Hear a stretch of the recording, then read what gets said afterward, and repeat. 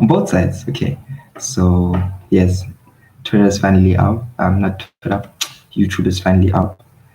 So now we can actually start with the episode. All in all, um, first and foremost, welcome to everyone.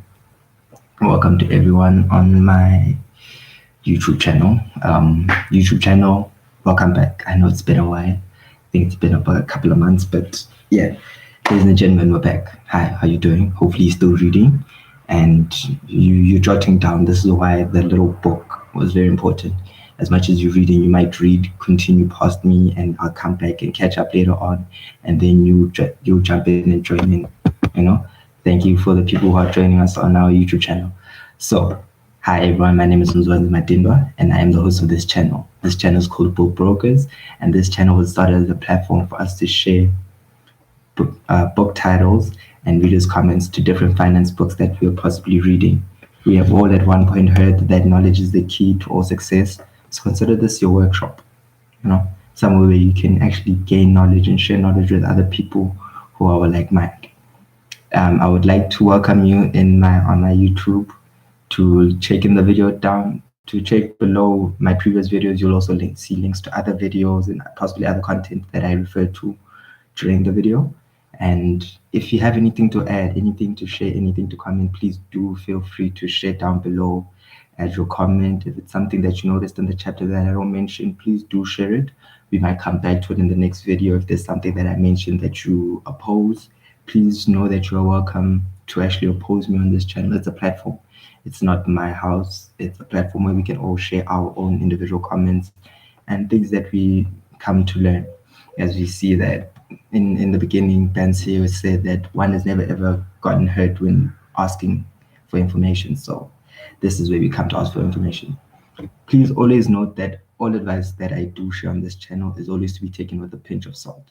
So this means that this advice might vary from situation to situation based on the circumstances which you find yourself in. So it might change. Maybe in one situation, saving 10% works, and maybe in another 20% works. So know that all advice is to vary in its application. So the current chapter that we're reading is the Five Laws of Gold. So in the Five Laws of Gold, there's two things I'd want to initially mention before I get to the actual five laws. So the two things that I do want to mention in this chapter, the first things first that you'll notice is that the book in this chapter, it's actually Nomasia who's speaking. So Nomasia, in context of the whole book, Nomasia is the son of Arkad being the old wise man who's now sharing his knowledge with everyone else. So Nomasia, being his son, has grown up under these laws and these principles, and we assume that because it's his son, Arkad has broke these lessons down to a format that is so simple, so easily graspable that even a child can know, remember, and learn to apply these principles. So this is the first chapter where we actually shift, where it's not about Arkad anymore. Now it's the son of Arkad, but still actually adding onto the knowledge of Arkad. The second thing you will notice in this chapter is that they do make reference to the comparison between education versus money. So often you will always see people pinning education versus money. So one will always say, no, I don't need to go to university because some of the richest men did not go to university. And that's now pinning education versus money. So whereby one person will say, no, you know a lot about money, but you don't have a lot of money. So what's the purpose of knowing a lot about money? I'd rather have a lot of money than know about money. To that statement, I would like to say this. This book actually does make mention of continuously adding to the body of knowledge that you have about personal finances. The more you learn, the better you can do. So I will suggest that even to those who do have money, invest time in learning more about the profitable dealings of money. Even those who don't have money, take time to see where your pitfalls so you can actually correct yourself and move into the lane of those who do have money. So this book says do invest time in knowledge about money. The knowledge does actually bear fruit later on in time as time goes on, but I'm not saying have one or the other. I'm saying preferably have both. If you can, do have both. Don't, because you have money, You don't want to have you don't have the education, or that you have the education, you see no point in the money. But those are the two things that are outside. But the main context of this chapter is actually the five laws of gold. Okay, so the five laws of gold, I'm going to hit you with rapid fire. I'll just give you the title of the chapter, and then I'll come back and give detail as to what each law means. So the first law is to pay yourself. The second law is to pay yourself consistently. The third law is to guard your wealth. The fourth law is to consult, and the fifth law is, if it doesn't add up, it's probably not true. Okay, so those are the five laws. So one, pay yourself. Two, consistently. Three, guard your wealth. Four, consult. Five, if it's too good to be true, it is. So as much as one would safely assume that these five laws are self explanatory, and you'll notice that there is a carry on theme from one chapter to the next, I will still go on and further elaborate in context to this book. So the first law being pay yourself. Pay yourself is the milestone, if not the cornerstone, of a beginning. So it's that first 2 rand that you out of 10, that first 1 rand out of 10 that you pay yourself. It's been mentioned in previous chapters. It always comes as the beginning. Pay yourself no less than 10% of whatever you make.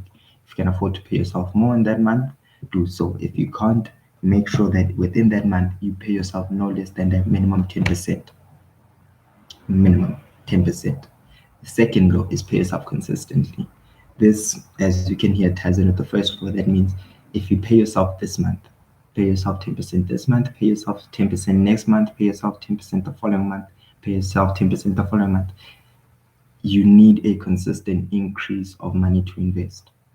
Whether you're investing in a business, whether you're investing in the stock market, whether you're investing in Forex, whether you're putting it in a savings account, you need your money to consistently grow. So from however you make your ends meet on a month-to-month basis, pay yourself consistently, no less than 10%. If you can afford to pay yourself 15, 20%, that is perfect. I would suggest to do so. But make sure that no less than 10% is going into your savings month on month.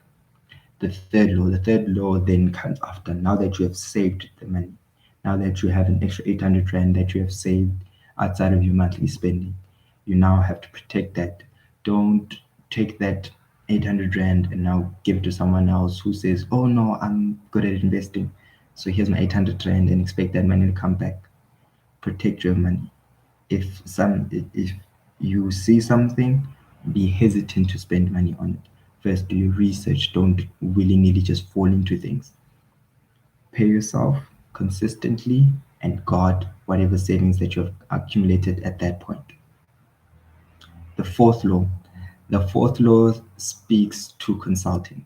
So this means often when you get into an industry, you will like to believe that you are the newest, the freshest, and the most exciting thinker in that industry. And often history has a tendency of repeating itself. So as much as you maintain your energy of being new and exciting, oh sorry, that was my phone on the Twitter line. As much as you consider yourself the new and exciting in it thing, do consult other people who have been in the industry for long. Some ideas that you might think that this is a new idea, this is fresh, this will totally take in this industry or in this market, often don't take. Not because people don't apply them correctly, but the market sells the idea that it wants the product when in reality it does not have the funds to support the product. So do take the time to actually sit down and consult people who have been in that industry for longer than you. Talk to them. Like, I know that you have had you've had a corner shop on this block of houses for the past 10 years, and your corner shop only sells this kind of sweets. Is there a specific reason why you sell this kind of sweets? That person will tell you, I've tried other sweets, but the market just does not take. These are the only products that sell. Consult. Very few people who have found success are stingy with the information. That's why they write books for us to read, research, consult. The more we consult, the better we know. We take the lessons from the past, apply them now so we can have a brighter future. The fifth law. So if it looks too good to be true, it probably is. That's as explanatory as it gets. If someone says, "Give me 500 rand now, in 5 months, I will give you 500 rand, 500% of growth." That, see, the math behind that seems a bit too good to be true. So personally, that is too good to be true. It's not something I would invest in. If anything, I found that an investment that makes you 15 to 25% profit over a 3 to 5 year period is usually a good investment. Those are the types of investment, like that is when you are in the key, like in the key, you are in the niche. So aim for investments that look reasonable, reasonable time spent with a reasonable profit. Don't put your money to impossible ends. That's how you come to lose money. Don't lose money. The point is to earn money, make money. Don't lose money doing things that prove impossible. Hopefully you join us on hopefully you did enjoy this episode. I will probably be going live a bit more often. I'll try and make it a weekly thing. We'll try to find a time that suits us all. If you have us on our Twitter page at Broker Books, definitely mention me in the comment for a suggested time, a suggested book that you want us to read. Any types of suggestions, I'm always welcoming to the interaction from my viewers. And as much as I will always try post more, respond to your comments, and welcome back, ladies and gentlemen. Let us enjoy us. Let us enjoy our time together. And till next time, goodbye.